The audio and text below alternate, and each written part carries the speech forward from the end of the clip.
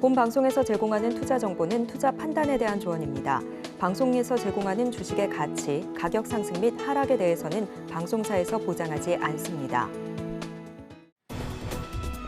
실시간 정보 브리핑입니다. 2대 주주인 블루런 벤처스가 시간에 대량 매매에 나섰다는 소식에 에코프로 머티가 급락하고 있습니다. 투자은행 업계에 따르면 블루런 벤처스는 정거래 장 마감 이후 블록딜 방식으로 에코프로 머티 보통주 210만 주를 주당 11만 9,480원에 매각했습니다. 다음 소식입니다. 전력 데이터 기술 업체인 그리드위즈가 상장 첫날 주가가 2배 가까이 급등했습니다. 2013년 설립된 그리드위즈는 전력 수요 관리 사업을 중심으로 에너지 저장 시스템, 태양광 등 에너지 기술 분야 관련 사업을 영위하고 있습니다. 세 번째 소식입니다. 매물로 나온 아시아나항공 화물사업부의 우선 협상 대상자로 에어 인천이 선정됐습니다. 재무적 투자자들과 컨소시엄을 맺은 에어 인천은 본 입찰에서 약 4,500억 원을 제안한 바 있습니다. 마지막 소식입니다. 현대차 그룹 지배구조의 핵심으로 분류되는 현대모비스와 현대글로비스의 주가가 급등하고 있습니다. 그룹 지배구조 개편 기대감 때문으로 풀이됩니다. 다만 지배구조 개편 작업은 미국계 헤지펀드 엘리엇 매니지먼트 등의 반대에 부딪히면서 잠정적으로 중단됐다는 점은 염두에 두시기 바랍니다.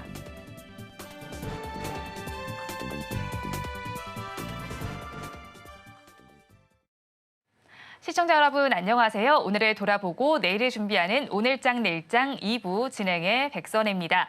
장 마감까지 확실한 승부 전략과 내일장 주목할 섹터까지 제시해드리고 있습니다. 오늘도 저희 방송과 함께 하시면서 성공적인 투자 전략 가득 담아가시기 바랍니다. 저희 방송 유튜브를 통해서도 보실 수 있습니다. 유튜브 검색창에 서울경제TV라고 검색하시면 저희 방송과 함께 하실 수 있으니까요. 많이 참여해 주시기 바랍니다. 그러면 오늘장 내일장 2부 본격적으로 시작합니다.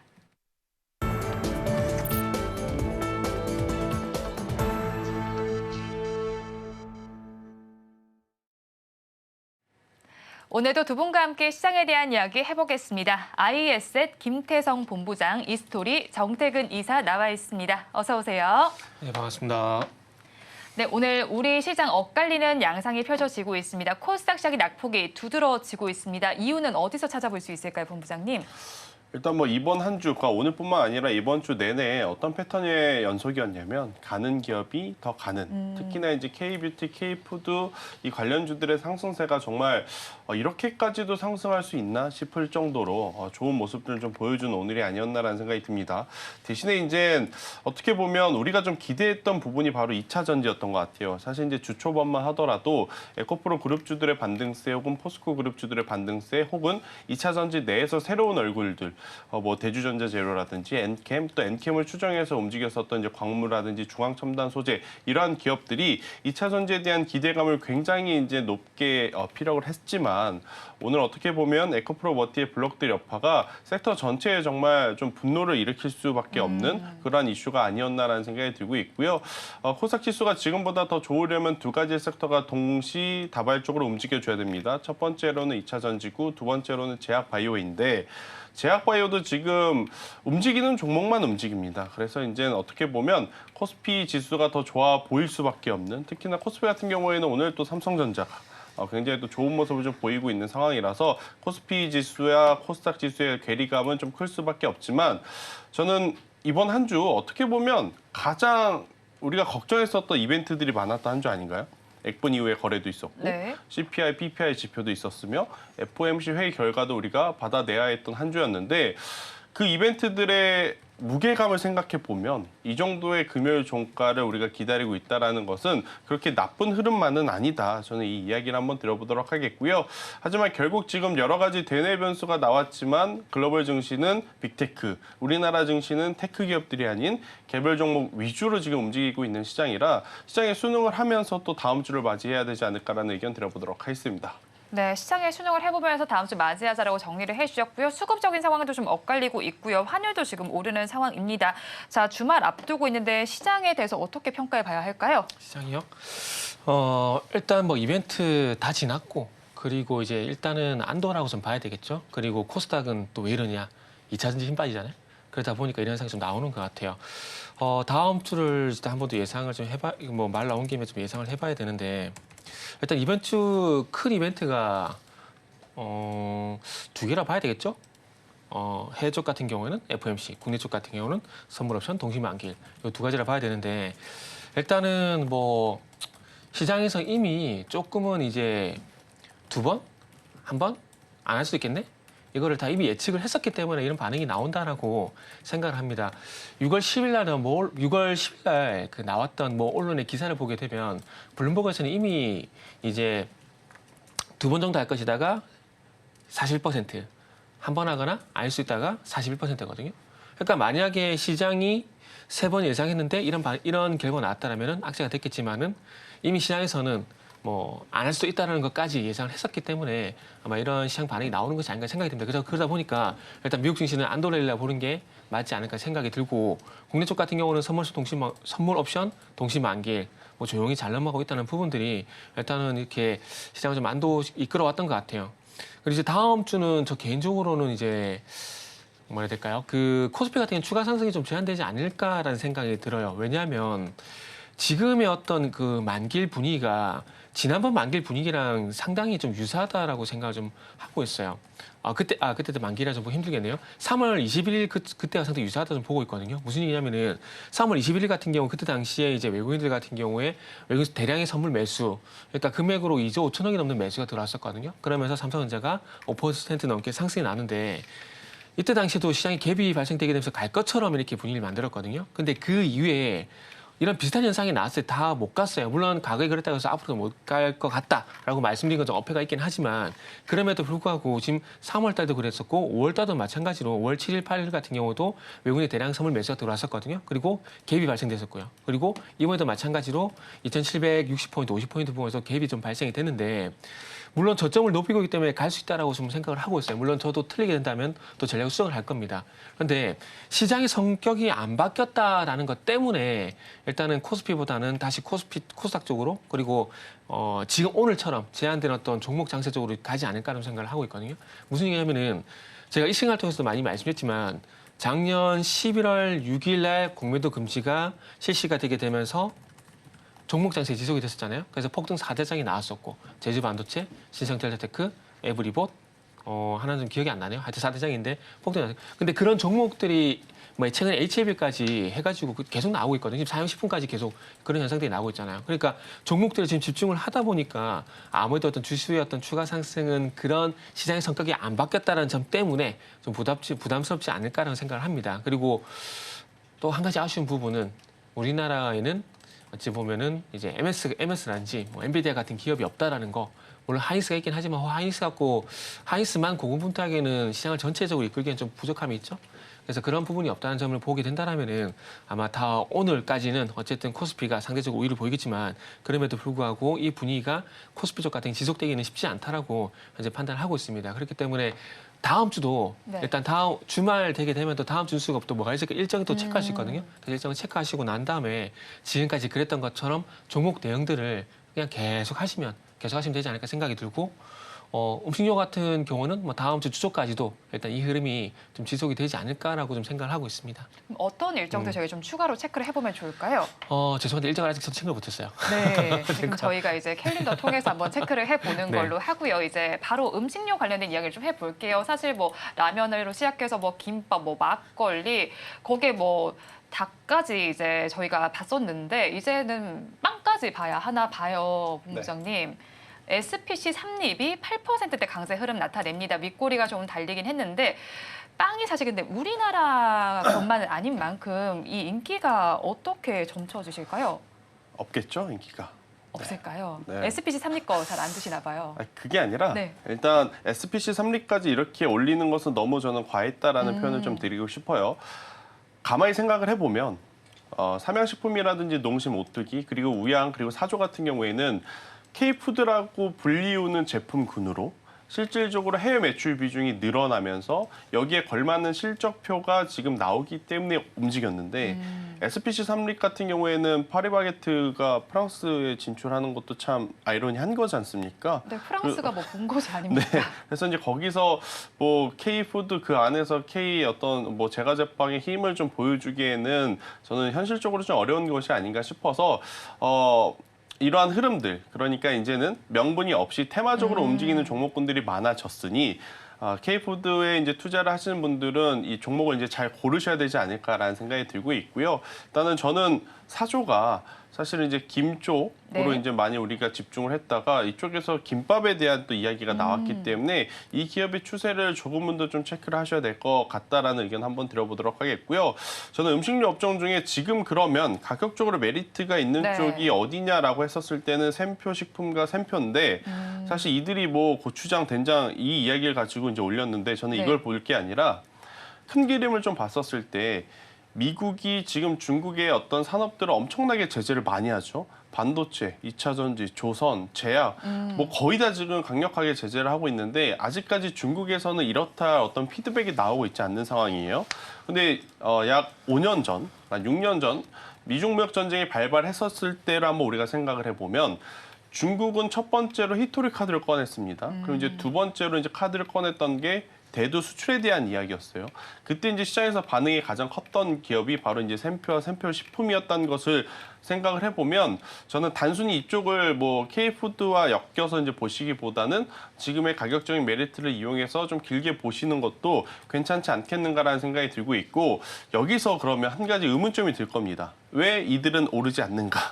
제가 그래서 이제 체크를 했더니 대다수의 이 곡물 가격들이 이제 많이 움직였는데 콩 가격은 여전히 좀 마이너스더라고요. 오늘 네. 아침에 조회를 했었을 때 그러한 영향이 좀 있다라고 좀 생각을 해보면 역으로 어차피 대두의 가격도 이제는 계속 올라갈 가능성이 높지 않을까? 트럼프가 만약 대통령 선거에 나온다면 네. 혹은 당선이 된다면 정권이 바뀐다면 그래서 저는 만약 길게 보실 분들은 우양, 사주, 삼양, 오뚜기 좋은 거 저도 압니다. 네. 그런데 현실적으로 이들 종목을 지금 사서 좀 길게 가져가기에는 어렵기 때문에 저는 만약 K푸드를 보시는 분들이라면 샘표 식품보다는 샘표. 샘표. 네, 샘표를 좀 보는 게 좋다라는 의견을 들어보도록 하겠습니다. 네, 샘표 식품이랑 샘표 쪽도 바라보시면 좋겠습니다. 뭐 간장 가격도 올라간다는 이야기가 나오는 만큼 관심 건역에 두셔도 좋을 것 같은데요. 자, 사실 이게 K푸드 이야기를 하면 이제 저는 상상력을 대체 어디까지 발휘해야 하나 하라는 생각도 들더라고요. 저희 어디까지 생각을 해봐야 할까요? 왜 그래서 수요일 날 상상력 날개 펼쳤잖아요, 우리. 이사님께서 생각하시는 상상력이 그러니까 어딘지 궁금해서. 수요일 날 그 무수개 쌈장 얘기했는데 그래가지고 샘표 식품도 가고 네. 오늘 대상홀딩스 김치도 가고. 그래서 지금 유튜브를 다시 보고 있어요. 외국인들 K푸드 먹는 유튜브를 다시 보고 있는데 네. 연결될 만한 게 이제 거의 좀 바닥이 나는 것 같아요. 이제는 소맥 이제 마지막이지 않나요, 소맥? 그러면 이제 하이트 진로 그리고 롯데 칠성 이런 거 봐야 되는데 오늘 하이트 진로 한 3% 오늘 올랐거든요. 그렇게 보면 이제 마지막은 이제 소맥 남았다라고 생각이 들고 글쎄요, 정말. 제가 창의력이 부족한 건지 모르겠지만 여기서 어디까지 갈지 저도 상당히 궁금해요. 궁금한데 일단은 뭐 쌈장 얘기했죠. 일단은 쌈장 저도 하나 보탠 겁니다. 보탠 거고 네.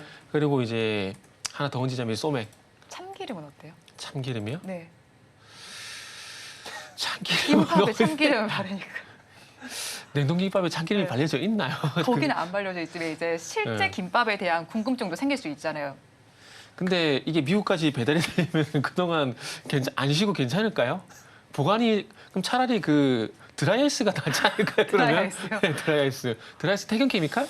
자 이게 낫지 않을까요? 그러면은 아니 물론 뭐 김밥 맛있죠, 맛있는데 우리가 그 우양도 그렇고 사주댐도 그렇고 이 냉동김밥을 추천한 이유가 이게 결국 신선도 때문에 그런 거잖아요.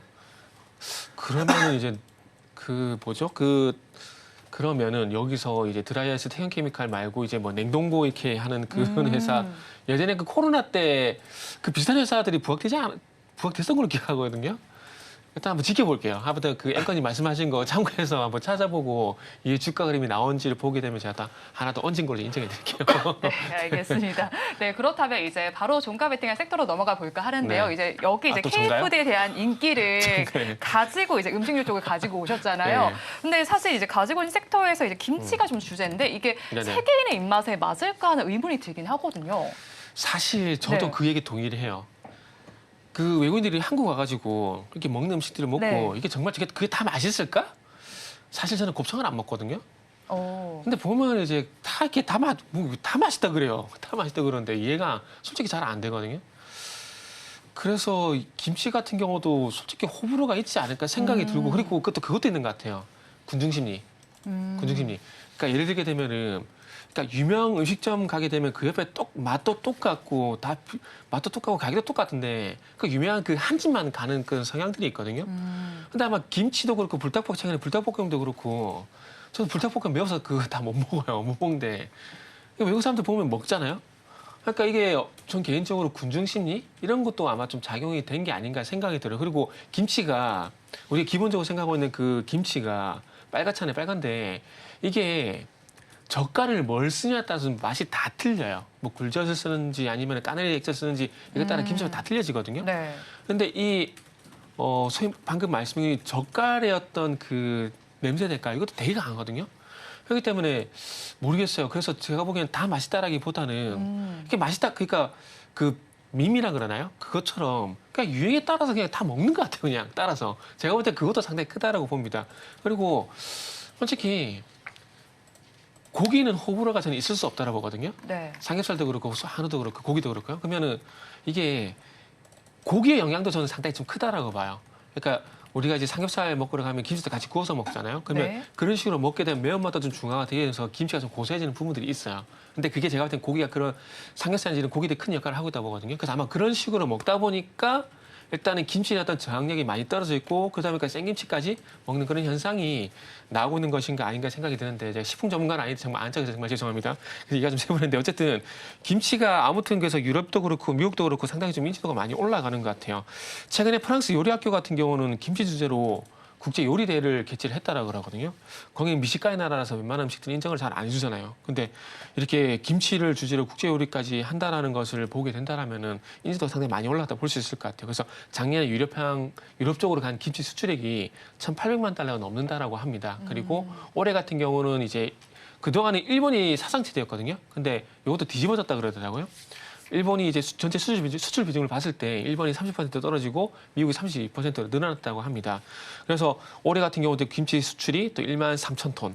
그러니까 아까 그 김밥 말씀하신 거하고 여담이지만 김치 같은 경우는 그 삭거나 좀 이렇게 발효가 되면 좀 괜찮잖아요. 그래서 김치는 괜찮을 것 같은데 김밥은 좀 심해서 맛이 없으니까 배탈 나니까 김밥은 좀 무리가 있지 않나 생각이 좀 드네요. 그래서 이게 결국 이제 음식료 김치 관련주를 네. 가지고 나온 이유도 그러니까 솔직히 말씀드리면 지금 가는 걸 그러니까 지금 주가 가는 게 음식료가 확실하게 가거든요. 그러다 보니까 음식료 쪽에서 픽을 할 수밖에 없을 것 같아요. 그래서 음식료 sek터 내에서 최근에 뭐 김밥 관련주도 가고 불닭볶음면도 가고 이제 뭐 농심도 가고 이제 여름 다가오게 되면 또 이제 냉면? 냉면도 좀 제가 볼 때 호불호 좀 있을 것 같거든요. 그렇게 본다라면 이제 여름 되게 되면 더우니까 뭐 소맥 같은 것들, 뭐 맥주 관련주, 그리고 뭐 냉면 관련주, 최근에 냉면 신제품 또 출시한 회사가 오뚜기거든요. 그래서 그런 부분이 있기 때문에 그래서 그런 현상들이 나오다 보니까 오늘 김치 관련주를 준비를 했는데 제가 작가님한테 이 종목을 드릴 때는 이렇게까지 안 올랐었거든요. 제가 드렸을 때는 11,000원 아래쪽에 있었어요. 그래서 좀 아깝다는 생각이 좀 드네요. 지금 종목이 벌써 나가네요. 종목 공개를 안 했는데요. 벌써 피디님 벌써 내보내버리네요. 대성홀딩스를 아침에 미리 드렸는데 네. 그때는 11,000원 이하였는데 갑자기 이제 또 음식료 업종으로 수급 쏠림이 나오다 보니까 또 많이 올라서 좀 아쉽네요. 네, 많이 올라서 아쉽지만 자, 그렇다면 대상홀딩스 자, 어떻게 저희 전략 짜 보면 좋을까요? 뭐 많이 오르긴 했지만 그래도 전략은 주셔야 네. 되잖아요. 그렇죠. 그래서 제가 지금 요거 같은 경우는 목표가를 13,000원으로 잡았었거든요. 13,000원 잡았었는데 일단은 많이 오는 부분이 있어도 그럼에도 네. 불구하고 13,000원 먼저 보시면 될 것 같아요. 왜냐하면은 제가 13,000원 같은 경우는 최종 목표가가 아니라 네. 또 이것도 분기점을 잡은 거거든요. 그렇기 때문에 만약에 올열 쪽에 뭐 바로 이렇게 또 갈지는 만약 음식료 섹터가 강하다라면은 아마 또 이제 내일 올열 쪽 같은 경우도 이 시세가 이어질 것 같거든요.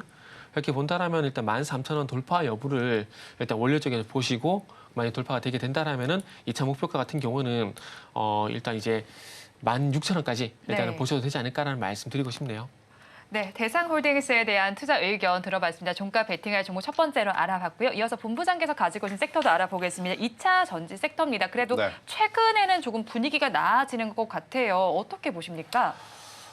일단 가장 중요한 것은 전방 수요의 회복. 네. 이 숫자를 우리가 보고 결단을 하자라는 이야기를 지난 1분기 내내 좀 했던 것 같아요. 자, 그 근거로 GM과 포드에서 전기차 YOY 대비 얼마만큼 회복했냐라고 보면 제법 회복했습니다. 25% 혹은 30% 정도의 이제 회복력을 보였기 때문에 저는 1차 관문은 통과했다. 네. 여기서 만약 6월 달에서 이제 판매량을 좀 체크를 했었을 때 정말로 GM과 포드에서 전기차의 판매량이 늘어난다라고 하면 저는 2차 전지주들에게 한 번은 더 강한 관심이 좀 들어오지 않을까라는 의견을 한번 조심스럽게 드려보도록 하겠고요. 대신에 이제 오늘 2차 전지주들이 왜 이렇게 빠져요라고 이제 궁금해하시는 분들 많을 것 같은데 뭐 대주전자 재료, 엔캠 이런 기업들은 그간 많이 올랐기 때문에 기술적으로도 이제 조정을 받는다라고 말씀드릴 수는 있겠지만 제가 보기에는 에코프로 머티의 어떤 블록딜 여파가 조금 한몫 차지했다라는 생각이 듭니다. 이렇게 되면 뭐 2차 전지에 투자했던 투자자분들의 분노가 당연히 이쪽으로 좀 쏠릴 수밖에 없는 상황이라서 저는 근데 여기서 우리가 분노해봤자 우리 계좌는 달라지는 거 없다. 냉정하게 좀 생각을 하시고 오히려 이로 인해서 지금 가격적으로 조정이 받은 기업들 중에 매수가 가능한 종목군들이 있다면 그 종목군들은 저는 오히려 역이용해서 매수를 하시는 것이 맞지 않을까라는 의견 한번 드려보도록 하겠고요. 왜냐하면요. 에코프로모티의 블록딜은 그들만의 이슈입니다. 네. 그들이 블록딜 했다고 해서 2차 전지 산업이 갑자기 흔들린다거나 우리 관련주들이 엄청 많다라거나 그건 아니지 않습니까? 그렇기 때문에 이런 것에 대해서 너무 민감하게 반응하실 필요는 없다라는 생각이 들고 있고요. 최근에 PNT라고 하는 기업이 우리에게 힌트를 줬습니다. 이것저것 말도 많고 탈도 많지만 네. 수주 잔고가 많으면 주가는 충분히 올라갈 만한 명분을 가지고 있다라는 것을 보였기 때문에 사실 PNT뿐만 아니라 지금 전체적으로 산업을 좀 둘러봤었을 때 수주 잔고 많은 기업들이 굉장히 지금 잘 올라가거든요. 그래서 저는 2차 전지 안에서 수주 잔고가 있는데 아직 덜 오른 기업이 있다면 그러한 쪽으로 종가 베팅을 하는 게 맞다는 의견을 한번 드려보도록 하겠습니다. 네, 수주잔고가 남아있는 기업 중에 그럼 가지고 오신 것 같아요. 아바코인데 얼마나 지금 남아있는 건가요, 수주잔고가? 일단은 아바코는요, 크게 두 가지 장비를 만듭니다. 그러니까 디스플레이 쪽에 대한 장비, 그리고 이제 2차 전지 쪽에 대한 장비, 지금 두 가지 합쳐서 수주 잔고가 약 3천억으로 집계돼 있어요. 자, 아바코의 시가총액을 지금 보면 3천억이 조금 넘습니다. 그런데 누적 수주 잔고가 3천억이기 때문에 굉장히 많다라고 지금 이야기를 드릴 수는 있을 것 같아요. 특히나 아바코가 과거에 2차 전지 어떤 장비주로서의 힘을 좀 많이 못 받았었던 이유는 뭐였냐면 단순히 물류를 이동하는 장비였기 때문에. 그런데 이번에 지금 새롭게 들어가는 장비는 물류 이동 장비가 아니라 롤프레싱이라 그래서 공정 안에 들어가는 장비를 지금 납품을 했거든요. 그럼 당연히 그동안 물류 이동 장비에서 이 롤프레싱으로 전환이 되었기에 진입 장벽이 굉장히 높아진 상황이거든요. 그러면 그 기술력들을 시장에서 이제 좋은 점수를 받게 된다라고 하면 저는 굉장히 또 많이 올라갈 수 있는 기업 중에 하나다라고 좀 말씀 한번 드려보도록 하겠고요. 기존에 원래 잘하고 있던 디스플레이가 캐시카우 역할을 잘 한 상태에서 2차 전지의 새로운 장비주들이 납품이 되면서 플러스 알파 실적의 성과 그리고 외형 성장이 이루어진다라고 하면 저는 아바코가 작년 7월 달에 기록했던 고점은 충분히 한번 돌파해 줄 수 있는 힘을 우리에게 보여줄 수 있지 않을까라는 생각이 들어서요. 저는 손절가 18,000원이라는 가격대 밑으로만 내려오지 않는다면 지금의 위치가 다소 좀 불편할 수는 있지만 그래도 매수는 해보시는 게 좋을 것 같고요. 만약에 시세가 나오게 된다면 7월 4일 이 가격대 24,000원 가격대를 넘어서 저는 25,000원이라는 목표가를 잡고 대응을 하시는 게 투자자들에게는 좀 좋지 않겠는가라는 의견 드려보도록 하겠습니다. 네, 종가 베팅할 종목으로 아바코까지 이야기 들어봤습니다. 그리고 최근 들어서 이 종목군에서도 좀 상승 흐름이 관찰이 되더라고요. 저출생과 관련된 부분입니다. 정책이 다음 주쯤 또 펼쳐질 것으로 예상이 되는데 관련주들은 그러면 어떻게 체크를 해볼까요? 그러게요. 정책이 나올 건데 정말 어떤 정책이 나올지 상당히 좀 궁금한데 일단 저출산 관련돼 가지고 우리가 이미 알고 있는 것들 그냥 하시면 될 것 같아요. 이게 저출산 같은 경우는 그 아기용품 외에는 테마가 좀 확장이 좀 안 되는 것 같아요. 그러니까 무슨 말씀드리려 하냐면은 꿈비, 아가방 컴퍼니, 뭐 제투세븐 이거 외에는 뭐 가는 게 없는 상황들이기 때문에 이런 거 저출산 관련돼 가지고 들어가시게 된다라면은 그냥 단기 먹고 나오신 게 좋지 않을까 생각이 들어요. 왜냐하면은 이렇게 추세적으로 우상향한다라면 계속 가져간 게 맞겠지만 뭐 저출산 관련해서 뭐 정부적 얘기 나오면 그때 반짝 상승 나왔다가 깔아놨고 상승 나왔다가 깔아놨고 이렇게 반복이 되잖아요. 그러다 보니까 제가 볼 때는 뭐 굳이 길게 가져갈 만한 섹터군, 테마군은 네. 아니라고 좀 생각이 듭니다. 그래서 오늘 아가방 컴퍼니도 뭐 3%, 그리고 끔비가 지금 뭐 16% 강세 나오거든요. 그러니까 옛날에는 또 아가방이 대장이었는데 이제 대장이 또 끔비로 네. 오늘 바뀐 느낌이거든요. 혹시라도 이렇게 재수 없게 잡으신 분들은, 운 좋게 잡으신 분들은 그냥 지금 반등 나올 때 수익 잘 내고 나오시면 좋지 않을까 생각이 듭니다. 그동안 어떤 그러니까 이렇게 요거랑 말씀드릴게요. 그러니까 정부 정책인데 항상 대선 대한 총선 같은 것도 마찬가지잖아요. 뭐 총선에 누가 나온다 그러면 누구 인물 관련주 해가지고 요새는 뭐 그 후보의 어떤 사는 지역에 공장이 있는 뭐 그런 정보들까지 상승 나오는데, 그러니까 결국 중요한 건 그런 것들이 나왔다가 최소 안 가잖아요. 그런 얘기 나올 때 반짝반짝 나왔다가 식어버리잖아요. 근데 사실 이거는 인물이 아니라 정책과 관련된 부분이잖아요. 그러니까 정책과 네. 마찬가지죠. 그러니까 만약에 앞으로 가게 된다면 제가 또 말씀드린 게 틀리게 되는 거죠. 그런데 아시겠지만 제 기억이 맞다라면은 저출산 관련된 정책이 처음으로 나온 게 저는 박근혜 정부 때 생각을 하고 있거든요. 근데 그때 이후로 이제 박근혜 정부, 문재인 정부, 그리고 이제 윤석열 정부 거치게 되면서 보시면 아시겠지만 안 가요. 그러니까 그런 이슈가 나왔을 때 반짝반짝 나왔다가 끝이 나고, 그런 이슈 나왔을 때 반짝반짝 나고 끝이 나고, 이게 계속 반복이 되고 있거든요. 그러니까 제가 봤을 때는 이런 부분들이 지속이 되고 있기 때문에, 그리고 지금까지도 그래 왔었기 때문에 뭐 앞으로도 그럴까? 라는 생각이 좀 드는 거죠. 만약에 정말 정책의 실효성이 있어가지고 네. 지금 출생률이 0.7인가 0.6인가요? 뭐 거기서 뭐 이게 갑자기 0.8, 0.1, 뭐 1.5 올라간다? 그럼 이게 달라지겠지만 정책이 나온다고 해서 그게 발휘 효과가 나타나는 건 절대 아닌 거거든요. 그러니까 이게 뭐죠? 그 일자리 정책을 이게 세 있구나. 그래서 이게 발휘 효과가 나온 건 아니기 때문에 뭐 지금은 말 그대로 이제 어떤 정책이 나온다 하더라. 뭐 이런 식으로 해가지고 단기로 보는 게 맞는 것 같아요. 그리고 최근에 또 예를 들게 되면 영일만 항만 관련주 네. 이런 거 이제 뭐 대한고래 테마로 확산된 거잖아요. 그게 지속이 될까요? 안 된다고 보거든요. 그러니까 마찬가지입니다. 그게 정부 정책 테마는 방금 말씀드린 예를 들었듯이 뭐 최근에 뭐 예전에는 뭐 가덕도 신공항 테마, 네. 그리고 뭐 최근에는 영일만 항만 테마, 뭐 이런 것들과 비슷하게 단기로 보시는 게 저는 맞다고 생각하고 있습니다. 네, 정책과 관련해서 단기로 바라보자라는 의견이셨는데요. 저출생과 관련해서 본부장님의 의견도 들어보고 싶어요. 어쨌든 정책이 좀 나와봐야 알 텐데 사실 이게 나왔을 때 공감대가 또 어느 정도 형성이 돼야 된다고 생각하거든요. 실효성이 있는 정책이 나와야 할 겁니다. 네. 그렇다면 실효성이 있는 정책이 나왔다고 가정을 했을 때 앞으로 종목별로 매력도는 어떻게 체크해보면 좋을까요? 뭐 지금 당장 우리 입맛에 혹은 우리 눈높이에 맞는 정책이 바로 나올 가능성은 좀 적죠. 네. 그런데 이제 워낙 우리나라만의 이슈가 아니라 글로벌적인 지금 이슈가 되고 있는 게 바로 인구 감소의 해결, 저출산에 대한 이제 고민이기 때문에 저는 이 종목분들이 사실은 앞서 이제 이사님께서 이야기하셨다시피 참 개인 투자자분들에게 배신감을 좀 많이 안겨주는, 올라갈만 하면 빠지고 올라갈만 하면 빠지고 올랐다 하더라도 윗꼬리가 좀 길게 달리면서 정말 좋지 못한 흐름들을 많이 보여줬던 섹터와 이제 기업들이 많은데, 저는 그래도 포트 한 켠에 단기적으로 보지 마시고 좀 길게 한번 가져가 보시는 것도 저는 나쁘지 않다라는 생각이 듭니다. 어차피 지금 이 이슈가 굉장히 심하다라는 것은 공론화되어 있는 상황. 여기서 지금 정부가 첫 번째 발표도 아니고 두 번째입니다. 첫 번째 발표하고 나서 이게 뭐야? 라는 욕을 얻어먹었기 때문에 지금 두 번째에서는 그래도 조금은 변화된 모습이 좀 나올 가능성이 굉장히 높고, 지금 우리나라 시장 자체가 주도 업종들이 지금 시장을 끌고 가기에는 수급적으로 지금 쏠림 현상이 나타나는 그러한 상황이라서 최근 며칠 동안, 몇 주 동안 K뷰티와 K푸드에 대한 어떤 수급이 만약에 차익 매도 물량으로 좀 나왔을 때는 이렇게 또다시 새로운 뉴스가 만들어지는 쪽으로의 이동도 저는 고려를 해야 된다는 생각이 들어서, 저도 막 그렇게 좋아하거나 선호하는 섹터는 네. 아니지만 매매 관점으로 보면 이쪽도 꼭 관심은 한번 좀 두셔야 된다. 대신에 저도 이제 꿈비가 지금 대장주로 된 것처럼 느껴지거든요. 그래서 네. 이제 꿈비를 한번 집중적으로 보시고, 그리고 이제 조금 더 영역을 확장을 했었을 때는 저는 제로 투 세븐까지 한번 보시는 것이 좋지 않겠는가라는 의견 드려보도록 하겠습니다. 그럼 방금 말씀해 주신 두 종목은 장기로 가져가도 괜찮은 걸까요?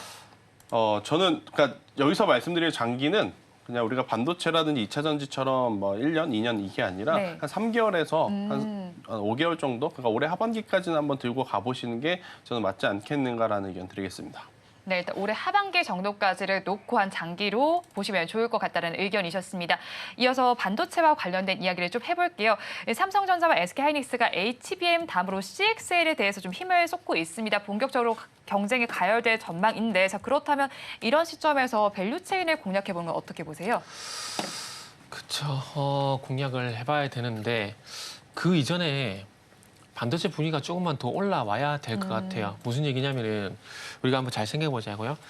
지금 반도체가 좀 많이 분위기가 식어 있는데 3월 달까지 보게 되면 작년 11월 달부터 올해 3월 달까지 보게 되면은 그동안도 많이 말씀드렸지만 일단 아시겠지만은 HBM, 그다음에 온디바이스 AI, 그다음에 CXL, 온센서 AI, 뉴로비 반도체까지 계속 확장이 됐었잖아요. 근데 이런 것들이 결국 확장됐었던 이유가 뭐냐면은 결국 반도체 업종, 그러니까 지금의 음식료처럼 그만큼 반도체에 대한 관심이 많았었다라는 것들이죠.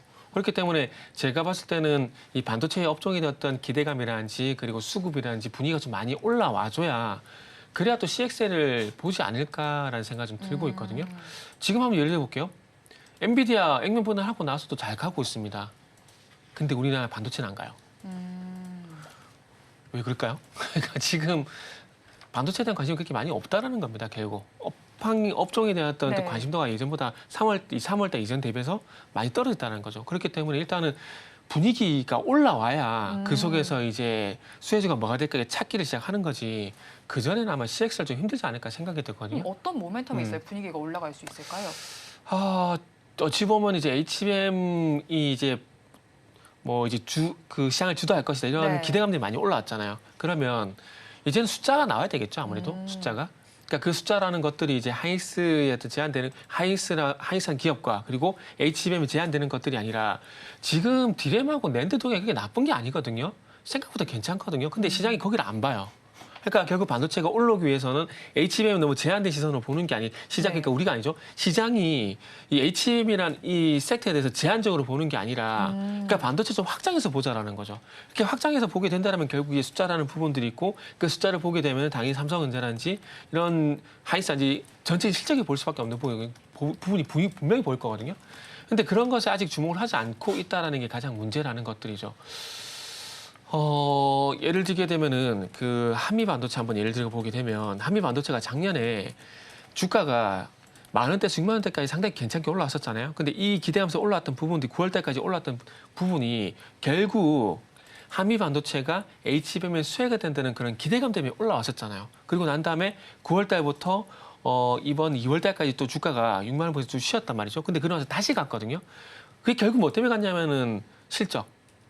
이제 작년 하반기에 하이닉스 쪽으로 납품했던 것들 그리고 이제 마이크론도 납품을 하게 되잖아요. 그런 것들이 올해 반영이 될 거라는 그런 기대감들 때문에 오늘 19만 원까지 이제 주가 상승이 나왔다고 보는 거거든요.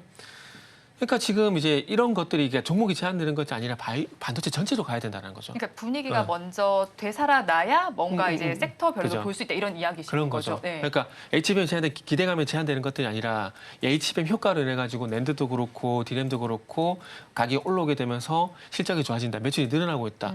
이런 것에 시장이 포커싱을 해야 반도체가 결국은 좋아질 수 있다라는 거죠. 네, 결국에는 일단 분위기가 먼저 되살아나야 된다라고 정리를 해주셨는데 CXL 관련해서 좀 질문을 드려보고 싶은 게 좀 반짝 어제 반등을 했다가 또 다시 좀 하락하는 모양새가 나타나고 있다는 말이죠. 자, 그렇다면 이제 네오셈의 경우에는 사실 주도주격으로 나타나는 부분인데 그러면 앞으로 다시 또 반등이 나온다면 그때 매도로 대응을 해야 되는 걸까요? 저는 CXL에 대해서 그렇게까지 우리가 큰 기대를 벌써부터 내비칠 필요는 없다 생각이 듭니다. 지금 반도체의 어떤 중심은 뭐냐? 네. 누가 봐도 엔비디아이고 우리나라 기준으로 보면 SK하이닉스와 네. 한미반도체입니다. 그렇다라는 것은 결국 반도체는 HBM이 아직까지는 왕이고 그럼 우리가 여기서 이제 어떤 변화를 좀 기대를 하려면 삼성전자가 어떠한 모습을 가지고 HBM 퀄 테스트를 통과하느냐 저는 이게 조금 더 집중이 되어야 된다는 생각이 들어요. 물론 시장에서는 CXL이라고 하는 테마주들이 HBM 관련주들 쉴 때 움직일 수는 있습니다. 하지만 이것은 이제 단기적인 트레이딩 영역으로 좀 보셔야 될 것 같고 저는 반도체에 어떻게 보면 집중적으로 투자하실 분들은 여전히 HBM 관련주들을 보시는데 일단 저는 개인적으로 이제는 조금씩 후공종 쪽보다는 전공정 쪽으로 이제 시선을 돌려볼 때가 되지 않았나 생각이 듭니다.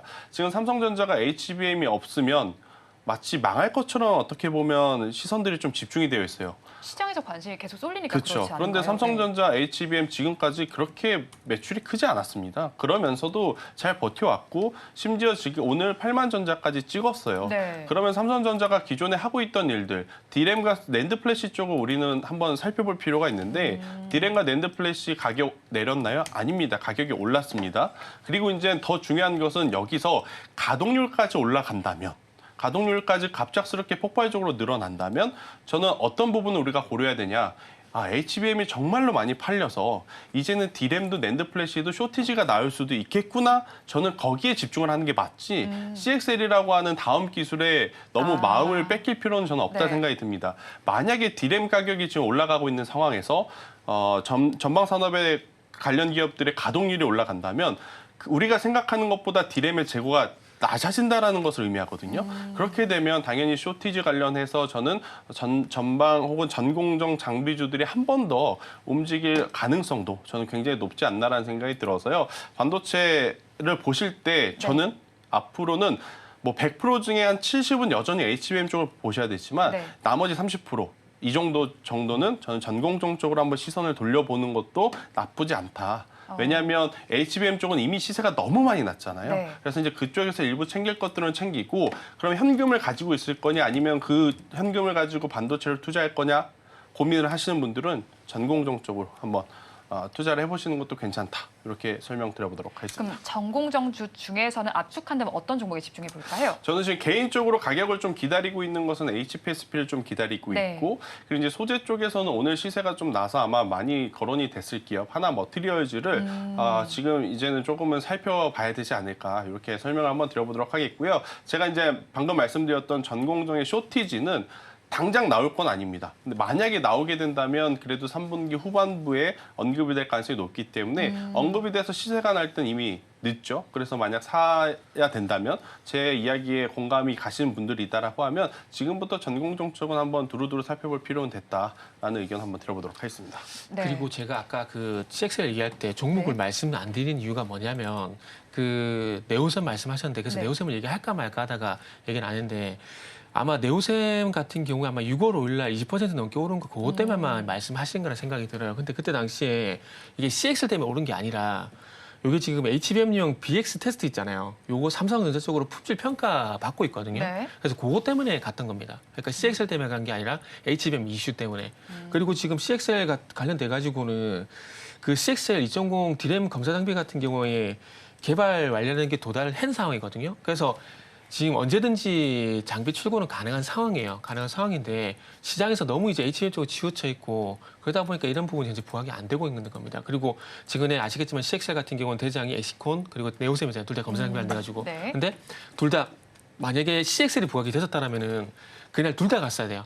근데 네오셈만 간 거거든요. 그러면 네오셈만 갔는데 네오셈이 뭐 때문에 갔느냐? 방금 말씀드렸듯이 BX 테스터, 요거 삼성전자 쪽으로의 퀄 테스트, 요거 때문에 갔다고 보시면 될 것 같아요. 네, 어떤 이유 때문에 네오셈 올랐는지까지 정리를 해주셨습니다. 이어서 마감 동시효과 구간 우리 시장 어떤 분위기 보이고 있는지 양대 시장의 분위기 체크해 보겠습니다. 오늘 우리 양대 시장 지지부진한 양상이 펼쳐졌습니다. 코스피 시장은 그래도 강보합권 정도에서 마감을 할 것으로 보이는데요. 장중에 고점은 지켜내지 못하는 모습이 나타납니다. 0.18%의 강세가 나타나면서 2,759선에 마감할 준비하고 있고요. 다음으로 코스닥 시장 상황 살펴보겠습니다.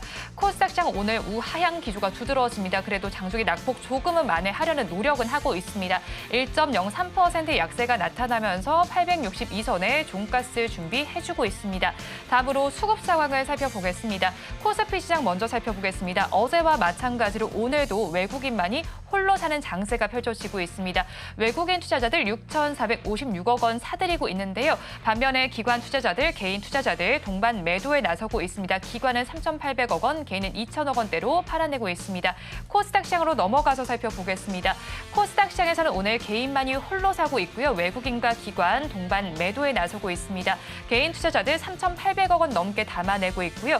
외국인은 2,000억 원 넘게, 기관은 1,000억 원 넘게 팔아내는 장세가 펼쳐지고 있습니다. 자, 오늘 시장 상황, 오늘은 좀 지지부진했다고 봐야 할 것 같은데요. 주말을 앞둔 시장 상황에 대해서 어떻게 평가하십니까?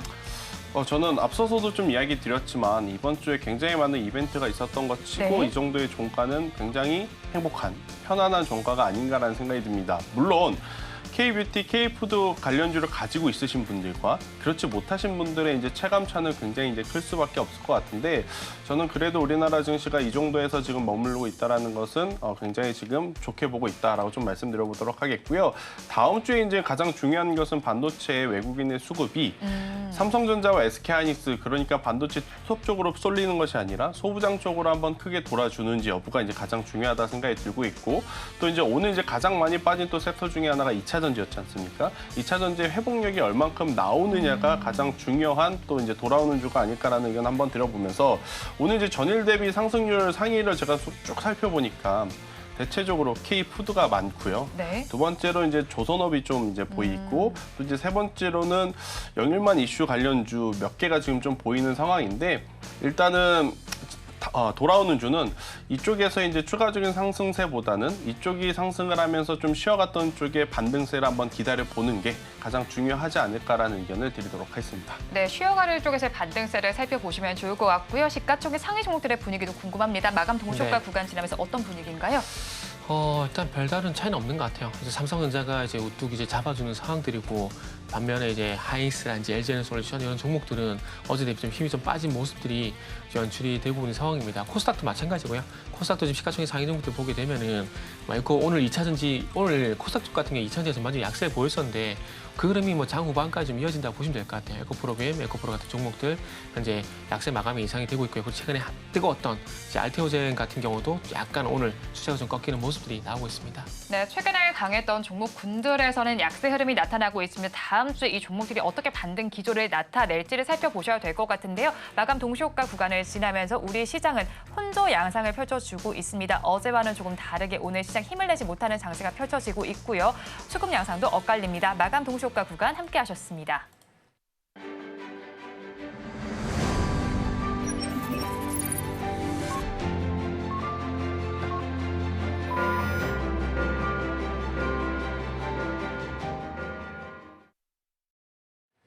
오늘 우리 시장은 혼조 양상을 펼쳤습니다. 그러면 업종별로 어떻게 마감이 됐는지 코스피 시장 먼저 살펴보겠습니다. 코스피 시장에서는 상승하는 업종이 더 많이 집계됐습니다. 그 안에서는 앞서서 저희가 다뤄드리기도 했던 음식료 업종에서 가장 큰 상승세가 나타났습니다. 3.47%의 강세 흐름 나타낸 가운데 사조 대림이 상한가에 안착하면서 마감이 됐습니다. 운수창고 업종이 그 뒤를 잇습니다. 2.94%의 강세 흐름이 집계가 됐고요. 그 안에서 가장 좋았던 종목은 HMM입니다. 운수 장비 업종에서 1.34%의 강세 흐름 나타났습니다.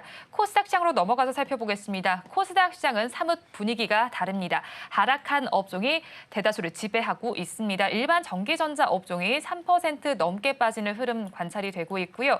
종이 목재 업종도 2.25%의 약세 흐름 나타납니다. 인터넷 업종에서도 2.08%의 약세 흐름이 관찰이 됐습니다. 오늘 시장 엇갈리면서 마감이 됐고요. 이제는 다음 주에 대한 이야기를 좀 해봐야겠습니다. 미국 주식시장에서 한번 힌트를 얻어보면 어떨까 싶기도 하는데요. 매크로 투자 심리가 좀 완화가 되면서 인공지능 관련주 다시 좀 매수세가 몰리고 있는 양상이 펼쳐지고 있습니다. 이 분위기 우리 시장도 그대로 옮겨 붙을 수 있을까요, 본부장님? 일단은 저는 옮겨 붙을 가능성도 굉장히 높다 네. 생각이 드는데 이번 주에 가장 큰 변화 중에 하나라면 애플이 다시 시총 1위로 올라섰다라는 네. 부분이기 때문에 이 흐름, 이 기조를 다음 주로 이어간다면 이번 주에 정말 말도 많고 탈도 많았던 기업들 많죠. 애플 관련주들, 대표적으로 LG노텍, 네. BH 이러한 기업들이 지금 LG노텍 제가 오늘 장 초반에 안 보고 있다가 지금 방금 봤는데 굉장히 지금 많이 상승을 했어요. 네. LG노텍. 이 기조라고 하면 다음 주 초반에는 또 이 애플 관련주들의 상승세를 우리가 기대해 볼 수 있지 않겠는가라는 의견을 한번 드려보도록 하겠고요. 플러스 OLED 관련주들이 최근에 이제 중국 BOE를 통해서 좋은 뉴스들이 정말 많은 것 같습니다. 뭐 대표적으로는 이제 선익 시스템이 될 것 같고, 그다음에 HB 솔루션, AP 시스템 이런 기업들이 될 것 같은데 저는 OLED 장비 쪽은 사실 이제 단기적인 영역으로 좀 들어갔다 판단이 돼서 네. 만약 OLED 쪽 관심 있게 보시는 분들은 OLED 소재, 이녹스 첨단 소재 이러한 기업들을 중장기로 보시는 게 맞을 것 같고 LG노텍이 오늘 종가 이렇게 형성을 했다라고 하면 다음 주 초반까지 저는 LG노텍을 필두로 그동안이 아니죠. 요 며칠 좀 변동성이 많았던 애플 관련주들을 다시 한번 담아보는 것도 괜찮다. 그러니까 WWDC 하고 나서 1% 빠질 때 우리는 10% 빠졌습니다. 이건 진짜 네. 말도 안 되고 욕을 먹어야 되는 그러한 좀 상황이었는데 단기보다는 결국엔 아이폰 16이 지금보다 많이 팔릴 겁니다. 이거는 제가 조금 확신할 수 있는 게 네. 지금 미국의 소비자들이 가장 많이 쓰고 있는 아이폰이 아이폰 15가 아니라 네. 아이폰 13이라고 합니다. 그러면 최소 이제 4년이 된 거예요. 그분들 입장에서는. 네, 교체할 욕구가 그쵸? 생기는 거죠. 그런 네. 시점에 아이폰 16이 나오니까 이게 AI 기능이 우리가 생각한 것보다 더 좋고 나쁘고 그걸 떠나서 네. 아이폰 16이 나오면 교체할 지금 수요가 많다. 대기 수요가 많다. 그래서 우리나라는 어차피 하드웨어잖아요. 성능과 상관없습니다. 아이폰 16이 잘 팔리면 네. 우리나라 부품주들도 잘 팔리기 때문에 어. 충분히 더 좋은 성과를 낼 수 있어서 저는 이쪽을 한번 보자라는 의견 드려보도록 하겠습니다. 뭐 AI 그리고 애플과 관련된 쪽을 바라보자라는 의견을 주셨고요. 자, 그렇다면 이사님의 의견도 궁금하거든요. AI 주가 이제 일일이 펼치게 된다면 저희는 어느 쪽에 조금 더 집중을 해볼까요? AI 쪽 관련되게 되면은 뭐 우리 또 기존에 우리가 알고 있는 폴라리스 AR인지 폴라리스 네. 오피스, 한국의 컴퓨터, 뭐 플리토 이런 종목들 강세를 보일 것 같거든요. 근데 그거는 좀 그런 종목들이 MS AI 연관된 종목들인데 저도 솔직히 궁금해요. 아직 애플 AI 관련돼 가지고 뭐 수혜주는 아니더라도 관련돼서 어떻게 엮어서 이제 애플 AI 연관된 종목이 아직 안 나온 상황이거든요. 네. 그러다 보니까 어떤 종목이 맞다라고 좀 말씀드리기가 좀 쉽지는 않을 것 같아요. 그러다 보니까 다음 주 AI 쪽이 만약에 강세 나오게 되면 우리가 기존에 알고 있는 종목들 일단 단기적으로 보시고, 근데 AI 중에서 그나마 좀 좋게 보고 있는 건 한국 컴퓨터? 한글과 네, 컴퓨터. 한국의 MS라고 좀 통칭하게 좀 비교가 될지 모르겠지만은 네. 하여튼 그런 얘기가 붙고 있는 한국 컴퓨터 정도 일단은 좋게 보고 있는 상황이고요. 그리고 다음 주 일정 이제 관련돼 가지고 아까 질문을 좀 하셨었는데 네. 그래서 제가 짬나서 잠시 좀 살펴봤는데 다음 주 이제 우크라이나 관련돼 가지고 G7 정상회의가 있거든요. 네. 거기서 이제 가자 지구하고 또 우크라이나 어떤 그 지원에 대한 얘기가 나올 건데 그렇게 본다면 재건 관련주들 한번 또 관심을 가져야 되지 않을까라는 생각이 좀 들고요.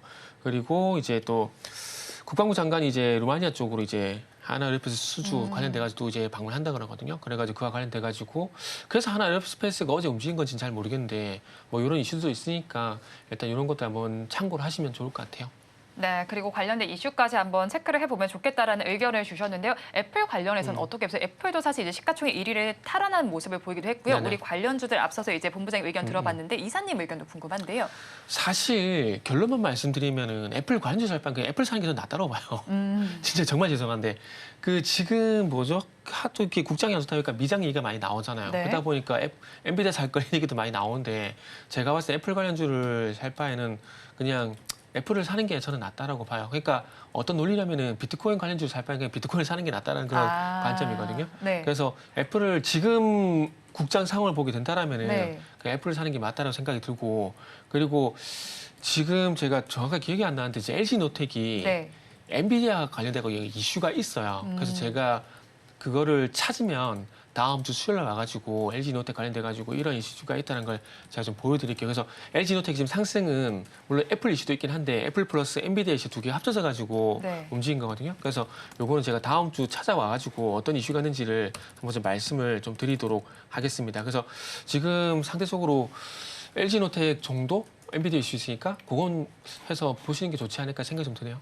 네, 애플과 관련해서는 LG 이노텍 정도를 바라보면 좋겠다라는 의견까지 들어봤습니다. 오늘 두 분 말씀 여기까지 듣겠습니다. 지금까지 IES의 김태성 본부장, 이스토리 정태근 이사와 함께했습니다. 고맙습니다. 감사합니다. 오늘 장 내일 장 2부에서 전해드린 내용 정리해서 보여드리겠습니다. 화면으로 확인해 보시죠. 오늘 장 내일 장 2부의 핵심입니다. 먼저 정태근 이사의 종가 베팅 종목 대상홀딩스입니다. K푸드 인기는 어디까지 갈지 살펴보셔야겠습니다. 김치의 수치도 호조를 보인다라는 점에서 가지고 오셨습니다. 목표 주가는 13,000원, 손절 라인 1,700원입니다. 다음으로 김태성 이사의 종가 베팅 종목 알아보겠습니다. 아바코입니다. 높은 수준 한 곳 속에서 실적 개선이 기대가 되고 있습니다. 목표 주가는 25,000원, 손절 라인 18,000원입니다. 다음으로는 증시8 오늘의 승부주에서 언급해드린 종목 브리핑 해드리겠습니다. 먼저 유창희 대표의 승부주입니다. PSK입니다. 전공정 세정 식각 장비 전문 PR 스트립 장비 글로벌 1위를 차지하고 있는 업체입니다.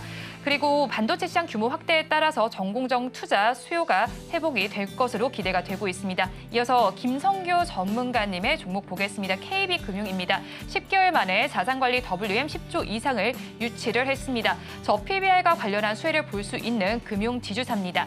다음으로 오늘 하루 동안의 수익률 살펴보겠습니다. 먼저 PSK 살펴보겠습니다. 매수한 가격이 33,650원이었고요. 오늘 고가 기준 34,000원으로 하루 동안 1.04%의 수익률이 나타났습니다. 다음으로 김성규 전문가의 종목 KB금융입니다. 매수한 가격이 84,400원이고요. 오늘 고가 기준 81,300원으로 하루 동안의 수익률 0.87%로 집계됐습니다. 언급해드린 종목들은 다음 주 월요일 아침 증시8 오늘의 승부주에서 자세하게 리뷰를 해드릴 예정이니까요. 많이 시청해 주시기 바랍니다. 본 방송에서 제공하는 정보는 투자 판단에 대한 조언일 뿐 해당 주식의 가치와 수익률을 보장하지는 않습니다.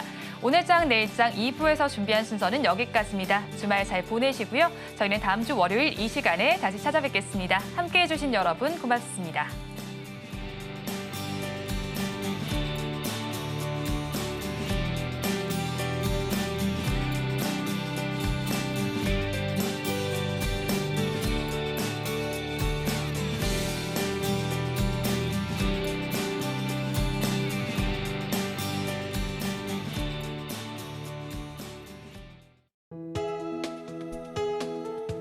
본 방송에서 제공하는 투자 정보는 투자 판단에 대한 조언입니다. 방송에서 제공하는 주식의 가치, 가격 상승 및 하락에 대해서는 방송사에서 보장하지 않습니다.